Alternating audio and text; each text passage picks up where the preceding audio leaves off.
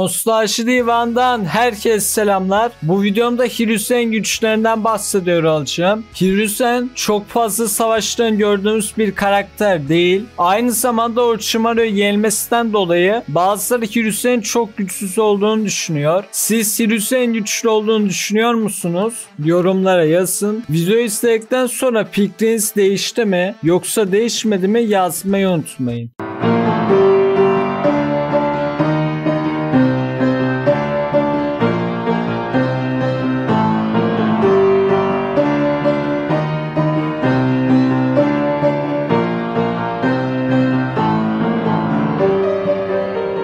İlk öncelikle Hiruzen'in en çok bilinen gücünden bahsedelim. Hiruzen 5 temel elementi de kullanabilir. Hiçbir dojutsu, senjutsu ya da büyü sahibi olmadan 5 elementte de ustalaştığını gördüğümüz ve de hepsini aynı anda devasa boyutlarda kullanabilen bir karakterdir. Hiruzen'in sezgileri de çok güçlüdür. Buna bir örnek verecek olursak Kyuubi saldırısı sırasında Kyuubi Tobi tarafından çağrılmak üzereyken çağrıldıktan sonra bile değil bu arada. Ters giden bir şeyler olduğunu çok uzaktan ve pek çok kalabalık çakra varlığına rağmen hissetmiştir. Hiruzen seride sensör tipi çakrasını teleskop küresine aktarıp çakrasına odaklanabilen iki karakterden biridir. Birincisi Myoboku Dağı'nın lideri ve büyük bilgesi olan Gamamaru'dur. Hiruzen 2. Hokage Tobirama'nın öğrencisiydi. Çok fazla Tobirama ve Hiruzen arasında hangisi daha güçlü olduğu konuşuluyor. Tobirama genç Hiruzen'e her ne kadar beyin geçtin Hiruzen dese de bana göre Tobirama hala daha güçlü. Çünkü sen benden daha güçlüsün dedi ancak genç halin bir dövüşünü bile izletmediler. Ki zaten Naruto animesi de sen benden güçlüsün veya beni geçtin tarzı şeyler söylediklerinde pek de öyle yansıtılmıyor. Genelde insanlar Databook'ta Hiruzen sahip olduğu ateş teknikleri ve Tobirama'nın sahip olduğu su teknikleri birbirine iptal etmesinden dolayı Hiruzen'in daha güçlü olduğunu söylüyor. Ancak orada ikisinin de birbirinin tekniği iptal ettiği yazıyor. Yani bu Tobirama daha güçlü demek için veya Hiruzen daha güçlü demek için yeterli bir kanıt değil. Çünkü ikisi de birbirinin tekniğini iptal ediyor. Bu söylediğim bilgi ya Databook'ta ya da mangada geçiyor. Ben de internette görmüştüm. Bu bilgiyi de ekleyeyim dedim. Şimdi Hiruzen Orochimaru ile olan savaşını inceleyelim. Hiruzen ve Orochimaru'nun çakraları savaş başlamadan önce tavanı çatladı. Yalnız altını çizerek söylüyorum ikisinin de çakrası. Sadece Hiruzen değil. Yorgun olmasına rağmen Orochimaru'ya saldırabildi ve onunla dövüşmeye ayak uydurabildi. Dayanıklılık olarak da Orochimaru'nun Kusanagi kılıç tarafından kaza geçirmeye dayanabildi. Orochimaru ile dövüşürken aynı zamanda ilk iki Hokage'nin Edo Tensei halleriyle dövüştü. Şunu da belirtmek isterim. Edo hallerinde Hashirama ve Tobirama zayıflamıştı. Zayıflamış olmalarının sebebi o bölümlerde Orochimaru Edo Tensei tekniğini daha geliştirmemişti. Yani Hiruzen ilk iki Hokage'nin prime hallerini yenmiyor. Ayrıca geriye doğru atılırken Hashirama ve Tobirama'ya patlayıcı kağıtlar yapıştırıyor. Hiruzen yaşlı olmasına rağmen Orochimaru'yu bayağı zorlamıştı. Hatta Shikifushin ile onun kollarını almıştır. Hiruzen'in çarmı yaratığı olan Maymun Kral Enma en güçlü çarmı yaratıklarından biridir. Enma kendisini bir sopaya dönüştürebilir. Sopa formundayken Hiruzen ile beraber Kurama'yı köyün dışına kadar itmiştiler. Hiruzen'in Edo Tensei halinden bahsedelim biraz da. Edo Hiruzen Naruto'yu kurtarmak için geldiğinde ilahi ağacın dallarını parçalayabilmiştir. Her klona 5 elementten bir teknik yaptırabilmiştir. 10 kuyruklu Jinchuriki olan Obito'nun gücünün neye benzediği hakkında ilk fikri Hiruzen vermiştir. Ayrıca hayatını ilk defa gördüğü Kekkai Mora doğa çakrasının birleşimine oluşan tekniği hemen tanımlayabilmiş ve hem çalışma biçimi hem de zaman sınırını deşifre etmiştir. Profesör unvanını boşuna almadığına emin olabilirsiniz. Hiruzen hakkında söylenenlerden bahsedelim biraz da. Hiruzen için Orochimaru Shinobi'lerin tanrısı demiştir. Orochimaru'nun Hiruzen'e Shinobi'lerin tanrısı dediği sahne animede de mangada da var. Aynı zamanda Orochimaru Kabuto'ya 5 Kage'nin en güçlüsü olduğu olduğunu da söyledi. Özellikle bunu söylüyorum çünkü Orochimaru bunu dediği zaman Hiruzen yaşlıydı. Yani Hiruzen yaşlıyken bile onun zamanında yaşamış diğer Kage'lerden daha güçlüydü demek oluyordu. Bu arada demin hafif bir bilgi hatası yaptım konuşurken. Hiruzen yaşlı halindeyken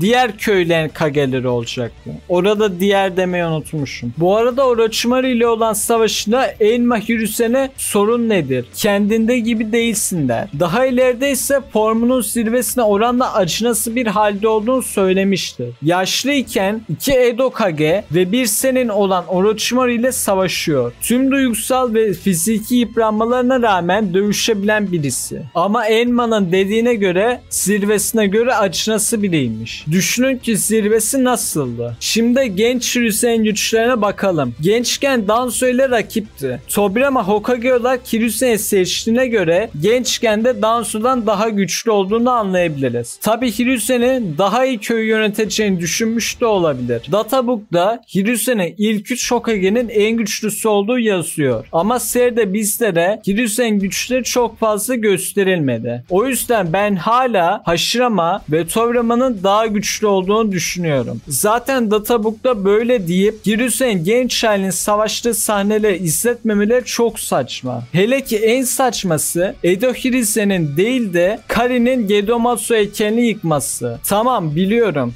Hiruzen Edo Hiruzen idi o sahnede. Ama yine de mangada ve databooklarda o kadar övülen bir karakterin bu kadar animede zayıf yansıtmaları çok saçma. Bu ruh moment öyle bir andır ki sen o kadar çalışırsın, 1000'den fazla teknik öğrenirsin, 5 elementi de kullanabilirsin ama senin yerine zorla shinobi yapılmış, kırmızı saçlı, tek gücü Uzumaki klanında olmasından gelen Sasuke manyağı bir kız çocuğu sen yıkamadığın Gedomatsu'yu yıksın. Ultra mega brah moment. Hayır, daha da tuhafı Hiruzen Edo halindeyken ilahi ağacın dallarını kırabiliyor. Ama Gedomatsu heykelini yıkamıyor. Ne yani şimdi Gedomatsu heykeli ilahi ağacın dallarından daha mı dayanık? Yani ne kadar çok çakra veriyorsan o kadar dayanıklıdır da bilemiyorum yani. Bu arada Databook'da Hiruzen ilk 3 Hokage'nin en güçlüsü olduğu söyleniyor. Ancak Hashirama 1000 eline karşı ne yapabilir ki? Şimdi Hashirama dediğimiz adam yanında Susanoo kroması olan Eternal Mangekyou Sharingan'lı Madara'yı yendi. Evet zar zor yeniyor ama sonuç olarak yeniyor. Yani şimdi genç Hiruzen nasıl bir güce sahipti de Susanoo kuramaya karşılık verecek? Diyelim ki Hiruzen daha güçlü. O zaman gençken 1. Shinobi Savaşı'nda mantıken o savaşta bütün köylerin ninjalarını yenip Konoha'yı o savaştaki en güçlü köy yapmış olması gerekirdi. Ancak 1. Shinobi Savaşı'nda bütün köyler zayıflamıştı ve barış imzalayarak savaş son bulduğu söyleniyor. Yani burada Databook ile anime arasında bir çelişme var. Sizler benim ne demek istediğimi anlamışsınızdır. Hiruzen gençken söylendiği kadar güçlüyse tek başına bile 10.000 Shinobi'yi yenmesi beklenir. Bir de diğer Shinobi'lerin yendiği kişileri düşünün. Yani savaşta üstü olan Konoha köyü olması gerekiyordu. Ama söylenenlere göre 1. Shinobi Savaşı'nda bütün köyler yorgun düştü ve barış imzalayarak savaş bitirildi. Demek istediğim şu, Susanoo Kurama'yı yenen birisinden güçlüyse savaşta çok büyük bir etki bırakması beklenir. Bu arada Databook'a göre Haku ışık hızında.